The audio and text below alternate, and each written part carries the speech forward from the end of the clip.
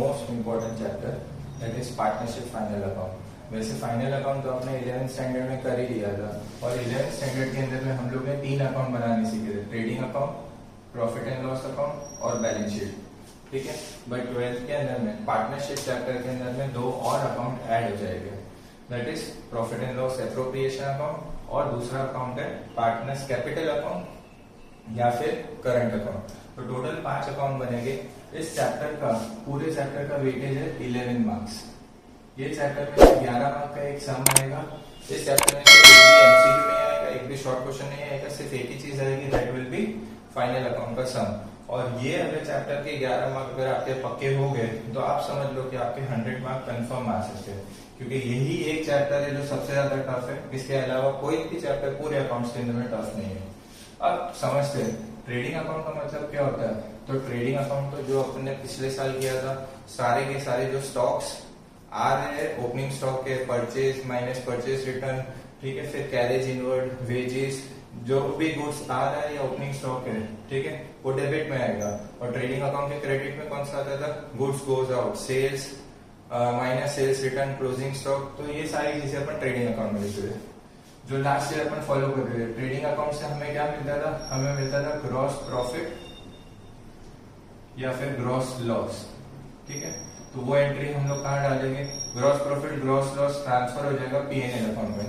Profit and loss account के अंदर में डेबिट ऑल इनडायरेक्ट एक्सपेंसेस, जो खर्चे डायरेक्ट नहीं है वो सारे इनडायरेक्ट खर्चे जो हो गए, जैसे सैलरी हो गया, रेंट हो गया, कमीशन हो गया, तो अभी भी सारे के सारे खर्चे कौन से अकाउंट में जाएंगे, प्रॉफिट एंड लॉस अकाउंट में। प्रॉफिट एंड लॉस अकाउंट से जो हमें मिलेगा उसको हम लोग लास्ट ईयर भी नाम दे देते हैं नेट प्रॉफिट,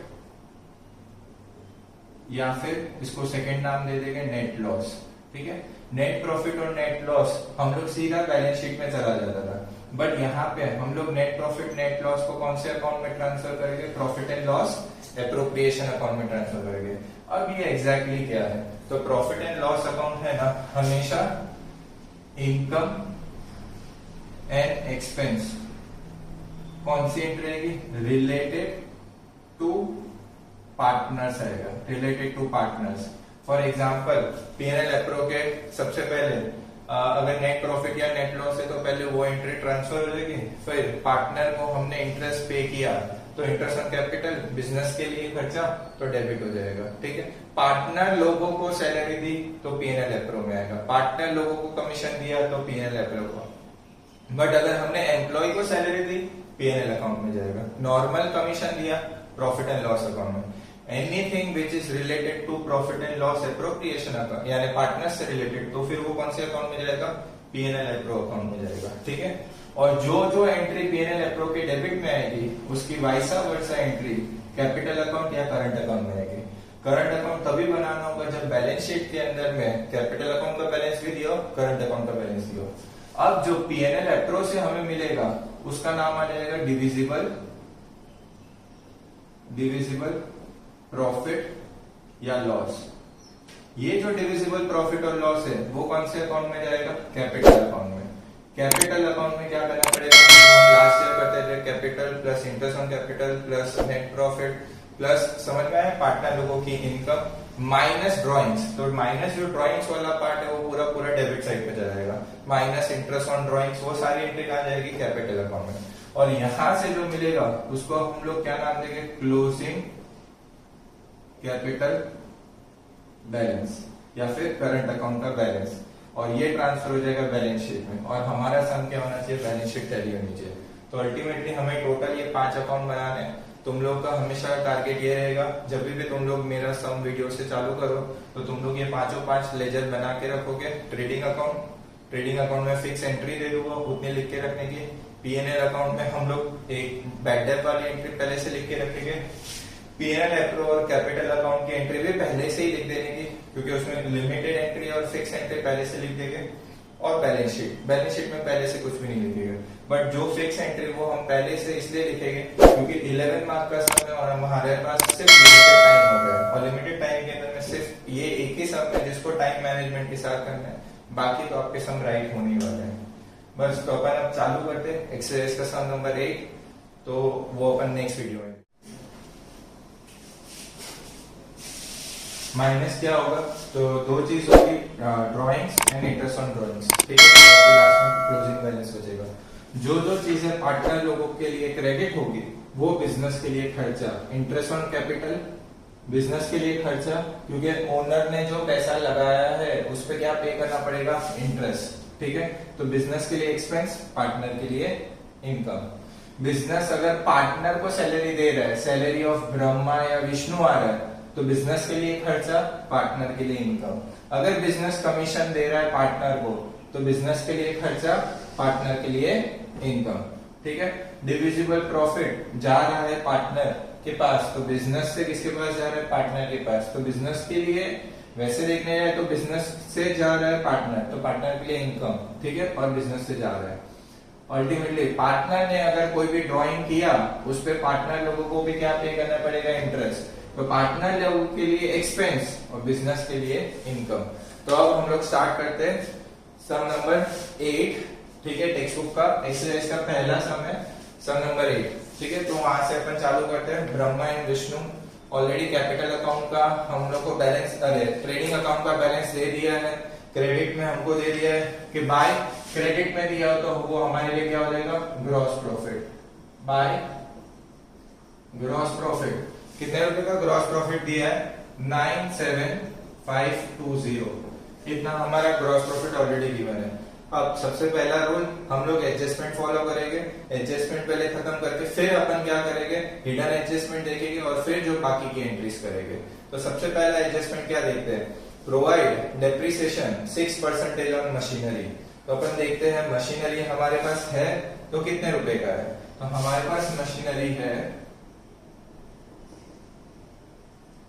मशीनरी हमारे पास कितने रुपीस का है, तो मशीनरी हमारे पास 50,000 का है, माइनस डेप्रिसिएशन, कितने रुपए का डेप्रिसिएशन है मशीनरी पे, तो मशीनरी पे 6% डेप्रिसिएशन, 6%, 5 6 3000, तो 3000 रुपए का डेप्रिसिएशन। आउटर कॉलम में वैल्यू कितनी आ जाएगी, 47,000, ठीक है। और एक और डेप्रिसिएशन है फर्नीचर पे, तो हम लोग लिखते हैं फर्नीचर,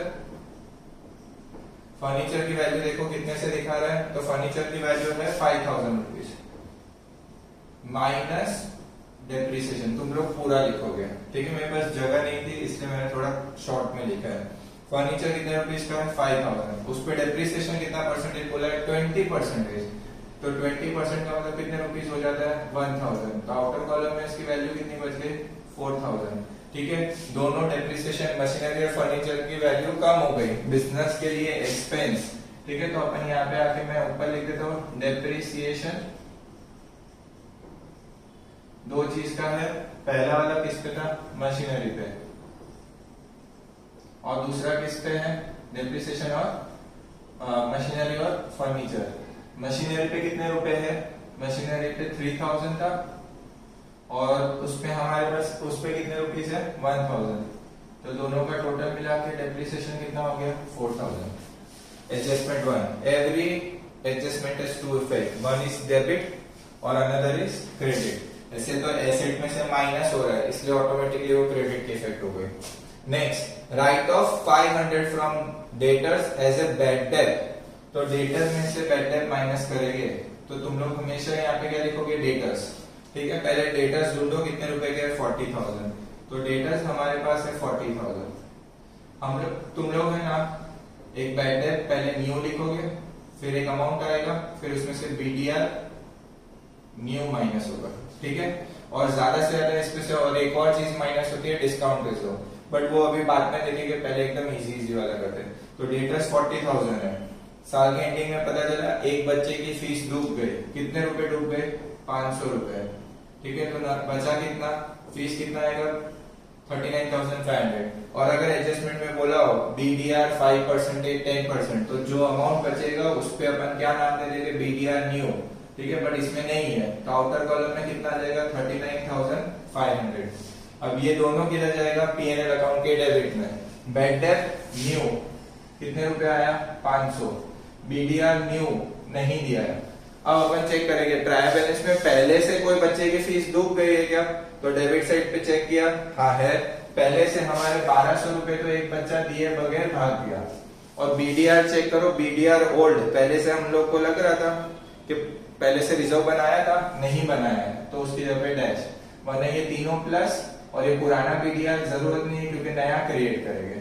अल्टीमेटली आउटर कॉलम में अमाउंट कितना आया 1700।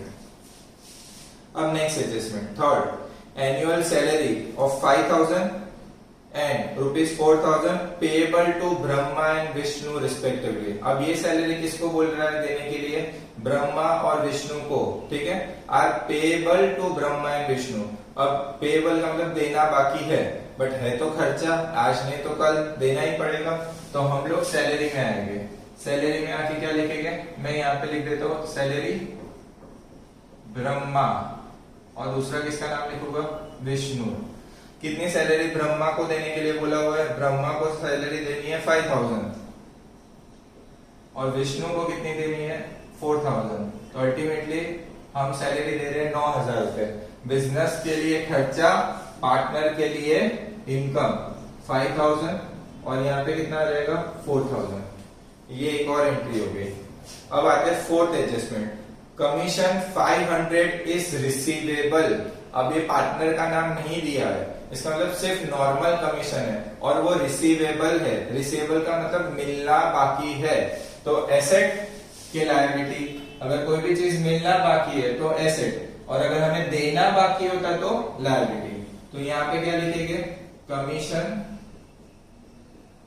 रिसीवेबल। कितने रुपए का कमीशन मिलना बाकी है 500 रुपए का, तो यहाँ पे जाके लिख दिया 500, ठीक है। और सेकेंड एंट्री कहां पे करेंगे, पीएनएल में। पीएनएल में देखो कि तुम लोग को ऑलरेडी कोई कमीशन रिसीव्ड है, तो हाँ पीएनएल के ट्रायल बैलेंस में क्रेडिट साइड पे दिया है बाय कमीशन, कितने रुपए ऑलरेडी मिल चुका है, तो ऑलरेडी कमीशन हम लोगों को 2500 रिसीव्ड है प्लस आउटस्टैंडिंग कमीशन कितने रुपए 500। तो इस साल की कमीशन की टोटल इनकम कितनी हो गई 3000। पीएनएल का एक ही रूल है, इस साल की इनकम और इसी साल के खर्चे आएंगे, पिछले साल का भी नहीं आएगा, अगले साल का भी नहीं आएगा, तो दोनों माइनस हो जाएंगे। बट ये तो इस साल का, इसलिए अपन ने उसको क्या कर दिया, प्लस कर दिया। आउटस्टैंडिंग सैलरी, सिर्फ सैलरी बोला है, तो ब्रह्मा और विष्णु की किसी की सैलरी की बात नहीं कर रहे, normal salary. Normal salary outstanding है यानी देना बाकी है, तो वो चीज हमारे लिए क्या बन जाएगी, लायबिलिटी। तो हम लोग लिखेंगे आउटस्टैंडिंग सैलरी। कितने रुपए की सैलरी देना बाकी है 3000, ठीक है, एक लायबिलिटी। और सैलरी हमारे लिए क्या होता है, खर्चा। तो यहाँ पे आके क्या लिखेंगे, to salary plus outstanding salary, ठीक है। अब चेक करो हम एम्प्लॉयज को कितनी सैलरी दे चुके हैं, तो हम ऑलरेडी 7500 रुपीज की सैलरी दे चुके हैं, प्लस कितनी देना बाकी है 3000 रुपए, ठीक है। तो टोटल मिला के हमारा सैलरी का खर्चा कितना 10,500। टिक मारते जाना, ट्रायल बैलेंस में जो जो एंट्री होती जाती है साथ साथ में टिक मारते जाना। अब ये पांचों पांच एडजस्टमेंट हो गए। अब ट्रायल बैलेंस में चेक करेंगे हिडन एडजस्टमेंट कौन से हैं। जिसके ब्रैकेट में ईयर लिखा होगा, परसेंटेज लिखा होगा, तो वो हिडन एडजस्टमेंट बन जाएगा। फॉर एग्जांपल डेबिट साइड से चालू करते हैं, लीज होल्ड बिल्डिंग, और लीज होल्ड बिल्डिंग फ्रॉम 1/4/16, और अपना साल खत्म कब हो रहा है 31 मार्च 17, तो चालू तो 16 को ही हुआ होगा 1/4/16 को। तब हमने जाके एक प्रॉपर्टी प्रीमाइसिस को भाड़े पे ले ली, कितने साल के लिए लिए हुए 10 इयर्स के लिए। तो यहाँ पे आके क्या लिखेंगे, lease hold, total value 60,000 minus lease hold में अपन वर्ड रिटर्न ऑफ नहीं लिखते, ये तो आपको पता ही है। कितने साल का डेप्रिसिएशन लगेगा, 10 साल में वैल्यू धीरे धीरे करके खत्म हो जाएगी। तो 60,000 पूरे साल की 10 साल की वैल्यू, तो एक साल का डेप्रिसिएशन कितना 60,000 डिवाइड बाई 10, तो एक साल का डेप्रिसिएशन हो जाएगा 6000। तो फाइनल वैल्यू कितनी बचेगी 54,000। और जो डेप्रिसिएशन है वो कहां जाएगा, पीएनएल अकाउंट के डेबिट में। बट अपन लिखते क्या है, lease hold return of, lease hold return of कितने रुपए से 6000 से राइट ऑफ हो गया, ठीक है। इसमें डेप्रिसिएशन नहीं लिखते अपन, रिटर्न ऑफ लिखते हैं। और कोई टाइप की क्रेडिट और कोई डेबिट में कोई दिया नहीं है। क्रेडिट में एक और मतलब पार्टनर, लोन ऑफ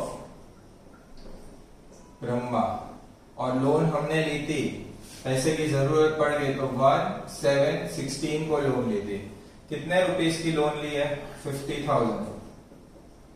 अब पार्टनरशिप का रूल कहता है अगर पार्टनर से हमने लोन ली है तो कंपलसरी हमको 6% रेट ऑफ इंटरेस्ट पे करना पड़ेगा, भले कहीं पे लिखा हो या नहीं लिखा हो। बट पार्टनरशिप एक्ट 1932 तो यही कहता है कि हमें पार्टनर को क्या पे करना पड़ेगा?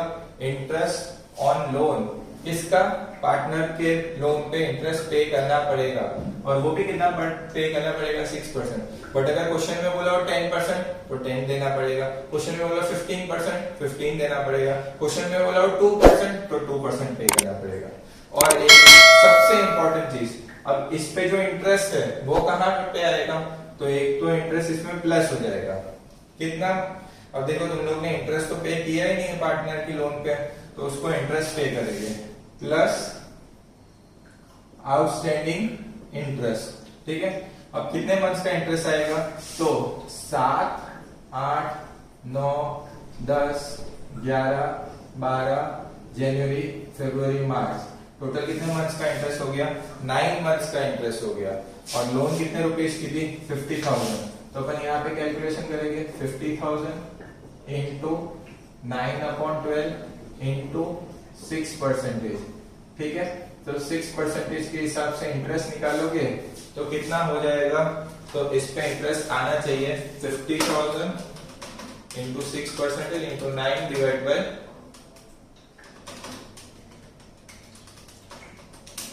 तो फाइनल अमाउंट आ जाएगा 2250। तो ब्रह्मा को लोन का पैसा तो देना ही पड़ेगा प्लस इंटरेस्ट का पैसा भी देना पड़ेगा, तो फाइनल अमाउंट आएगा 52,250। और उसकी दूसरी एंट्री कहाँ आएगी? पीएनएल अकाउंट के डेबिट में, to outstanding interest on loan of Brahma 2250। वैसे देखने जाए तो पार्टनर से रिलेटेड कोई भी हो तो इधर आएगा, बट एक साल से जब से गुजरात बोर्ड ने थोड़ी बुक एनसीईआरटी और आईसीएसई को चालू किया है फॉलो करना, तब से इन्होंने क्या कर दिया? इंटरेस्ट ऑन लोन पार्टनर का हो या बैंक का हो या किसी और टाइप का हो, उसकी एंट्री दो ही जगह पे आएगी, पीएनएल के डेबिट पे और लायबिलिटी साइड पे। अब मेरे हिसाब से सारे हिडन एडजस्टमेंट सब कुछ कवर अप हो चुका है, तो अब अपन चालू करते हैं। कहां से चालू करेंगे? अब जितना भी ट्रायल बैलेंस में पहले फटाफट डेबिट वाला लिख देते, क्रेडिट वाला लिख देते, फिर टैली करना बता देता हूँ, ठीक है। तो सबसे पहले फटाफट डेबिट में चेक करते हैं। डेबिट में दिया है ड्रॉइंग्स 5,000। फिर और क्या दिया है? लीज होल्ड बिल्डिंग हो गया, मशीनरी हो गया, डिस्काउंट अलाउड, बिजनेस का खर्चा, तो यहाँ पे लिखना पड़ेगा डिस्काउंट अलाउड। डिस्काउंट अलाउड कितना है? 1200। फिर नेक्स्ट फर्नीचर हो गया, सैलरी हो गया, बैड डेट हो गया, बिल रिसीवेबल। बिल रिसीवेबल कहां पे आएगा? एसेट हो गया, तो बिल्स रिसीवेबल, बिल रिसीवेबल की वैल्यू कितनी है? 20,000। फिर उसके बाद क्या है? Trading expense. ट्रेडिंग एक्सपेंस नाम ट्रेडिंग है बट आएगा तो बिजनेस का ही खर्चा, तो ट्रेडिंग एक्सपेंस कितने रुपए का ट्रेडिंग एक्सपेंस है? तो ट्रेडिंग एक्सपेंसेस ऑफ 5900। फिर उसके बाद क्या करेंगे? Cash balance. तो कैश बैलेंस कितना है? Cash balance is our asset, तो यहाँ पे कैश बैलेंस लिखेंगे। कैश बैलेंस कितने रुपीस का है? 6000। फिर स्टॉक, बट स्टॉक में डेट दी है 31 मार्च 2017, तो ये स्टॉक हमारे लिए बन जाएगा क्लोजिंग स्टॉक, क्योंकि हमें डेट दे दी है। तो यहाँ पे क्या आएगा? क्लोजिंग स्टॉक कितने रुपीस का है? 73,000। अब क्रेडिट वाला चेक कर लेते हैं। क्रेडिट में सबसे पहले कैपिटल दे दिया है और कैपिटल का बैलेंस कितना है? 55,000, 45,000। फिर इंटरेस्ट ऑन कैपिटल नहीं दिया है तो डैश, इंटरेस्ट ऑन नहीं दिया है तो डैश, कमीशन पार्टनर के लिए नहीं दिया है तो dash. Bills payable, bills payable हमारे लिए क्या हो जाएगा? लायबिलिटी, तो बिल्स पेएबल बेस पेमेंट कितना है 5000, ये भी लिख दिया अपन ने। ट्रेडिंग अकाउंट तो ऑलरेडी लिख चुके थे। तो फाइनली हमको क्या करना पड़ेगा, अब सम को टैली करते हैं। सम को टैली करना सबसे इजी चीज है, बट बोर्ड के अंदर में आपको लगता हो कि आपके सारे एडजस्टमेंट राइट है तो ही आप टैली करिए, वरना फिर इतना करके छोड़ दीजिए। ज्यादा से ज्यादा क्या होगा, 2 मार्क कट हो जाएंगे, बट टैली अगर रॉन्ग हुआ तो टाइम भी जाएगा, मार्क्स भी जाएंगे। सबसे पहले क्रेडिट साइड का टोटल करते हैं, जो साइड का टोटल बड़ा हो वही लिखेंगे। तो क्रेडिट साइड का टोटल कितना है 93 था, 97, और ये 10520, उसमें से डेबिट माइनस कर दो, नहीं 97,520 प्लस 3000, 1,00,05,520, उसमें से डेबिट माइनस कर दे, -4,000, -1,700, -10,500, -6,000, -2250, -1,200, -5,900। तो यहाँ पे हमारे पास आ गया 68,970 रुपीज टू नेट प्रॉफिट। और नेट प्रॉफिट जो होता है वो अल्टीमेटली कहाँ जाएगा, तो नेट प्रॉफिट मैंने आप लोगों को बताया था, नेट प्रॉफिट जाएगा P&L एप्रो में, ठीक है। नेट प्रॉफिट कितना है 68,970। अब इसमें क्रेडिट पे तो कुछ है नहीं, तो ये टोटल को प्लस करेंगे 68,970, उसमें से डेबिट माइनस करो, तो यहाँ पे डिविजिबल प्रॉफिट बच गया 5,9970। भले इंटरेस्ट ऑन कैपिटल नहीं है, बट एग्जाम में हम लोग पहले से लिख लेंगे, क्यों, क्योंकि बाद में हमारे पास टाइम नहीं बचेगा। फिर डिविजिबल प्रॉफिट कौन से रेशो में बांटेंगे, तो सम के स्टार्टिंग में पहली लाइन में पढ़ो P&L रेशो 3:2 है, तो इंटू 3 डिवाइड बाई 5, तो इसको P&L में प्रॉफिट में कितना हिस्सा मिलेगा 35982, और इसको कितना मिलेगा हिस्सा 23988, ठीक है। और फाइनली टोटल आ गया 68970। अब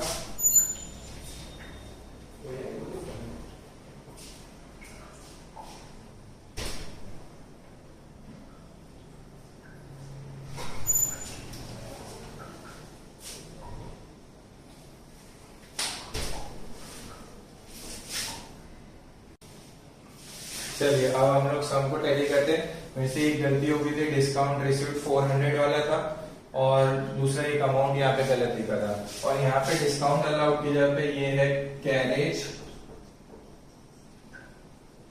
आउटवर्ड 1200, और यहाँ पे एक और एंट्री है डिस्काउंट अलाउड। डिस्काउंट अलाउड कितने रुपीज से 350 रुपीज से। अच्छा हो मैंने सम टैली कर एक बार सारी एंट्री चेक कर ली तो पता चल गया, ठीक है। अब ये सारी एग्जाम में गड़बड़ हो जाती है। पहले क्रेडिट साइड का टोटल करते हैं 97250 प्लस 400 प्लस 3000, तो यहाँ पे टोटल कितना चल रहा है 1,00,650, उसमें से डेबिट वाले माइनस करेंगे 4,000, 1,700, 10,500 plus 6,000 plus 2,250 plus 1,200 plus 5,900 plus 350, तो नेट प्रॉफिट 68750, ठीक है। और टोटल लिख देंगे 1,00,650। अभी नेट प्रॉफिट कितना जाएगा, तो नेट प्रॉफिट आ जाएगा 68750। कोई इनकम तो है नहीं, इसलिए क्रेडिट साइड का टोटल सेम हो जाएगा। एग्जाम में भले इंटरेस्ट ऑन कैपिटल और ड्राइंग्स आए कि नहीं आए, तुम लोग उसको पहले से ही लिख दोगे, ठीक है। और इंटरेस्ट ऑन कैपिटल भी। अब डेबिट में से ये माइनस करेंगे 9,000, तो डिविजिबल प्रॉफिट कितना बच गया 59750।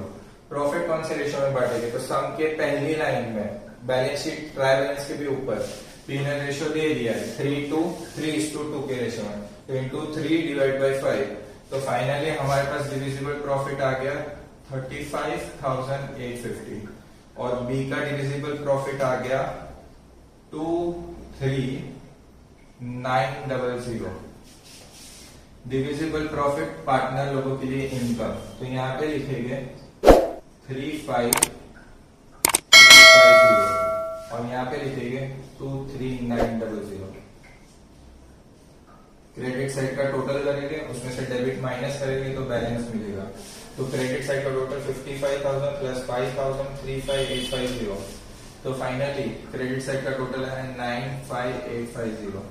उसमें से कितना माइनस होगा 5,000 रुपए माइनस हो जाएगा, तो क्या आएगा 90,850 रुपीज।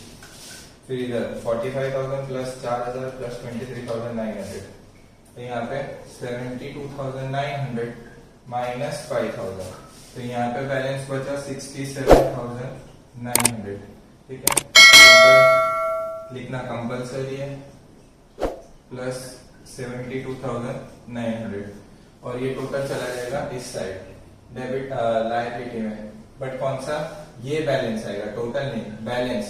ये पार्टनर इतना सारा पैसा लेके आया प्लस इनकम इसमें से ड्रॉइंग कर दिया, फिर भी ब्रह्मा का कैपिटल कितना अभी भी बिजनेस में 90,850, चाहे तो विड्रॉ भी कर सकता है 67,900, दोनों का कैपिटल को प्लस करते हैं तो हमारे पास कैपिटल बन जाता है 1,58,750। ठीक है, और अब बैलेंस शीट का अपन टोटल करेंगे, तो बैलेंस शीट का टोटल चेक करिए, 158,750 प्लस 52,250 प्लस 3,000 प्लस 5,000, तो फाइनल बैलेंस कितना आएगा 2,19,000। और इस साइड का टोटल भी कितना आना चाहिए हमारे पास, आई होप कोई एंट्री हमारी बाकी नहीं रह गई हो। ठीक है, और इस side 47,000 plus 4,000 plus 39,500 plus 500 plus 54,000 plus 20,000 plus 6,000 plus 73,000, तो यहाँ का टोटल आ गया 2,44,000। इसका मतलब हमने यहाँ पे एक एंट्री खा गए, कौन सी वाली एंट्री खा गए, बिल्स पेबल लिख दिया है, बिल्स पेबल कितना है 5,000, क्रेडिटर्स लिखना रह गया है, क्रेडिटर्स, क्रेडिटर कितने से है हमारे पास में, क्रेडिटर है 25,000 से। ठीक है, तो इसमें क्रेडिटर बढ़ा देते हैं 2,19,000 प्लस 25,000 के क्रेडिटर, तो फाइनली हमारा सम यहाँ पे टैली हो गया। ठीक है, तो आपके पास टाइम काफी होगा, आप आराम से इसको टैली करिए फिर आगे बढ़िए। तो ऐसे इस सम के अंदर में कोई टफ नहीं था, बस यही था कि चीजें आपको जल्दी समझाने के चक्कर में एक आध वैल्यू मिस हो गई।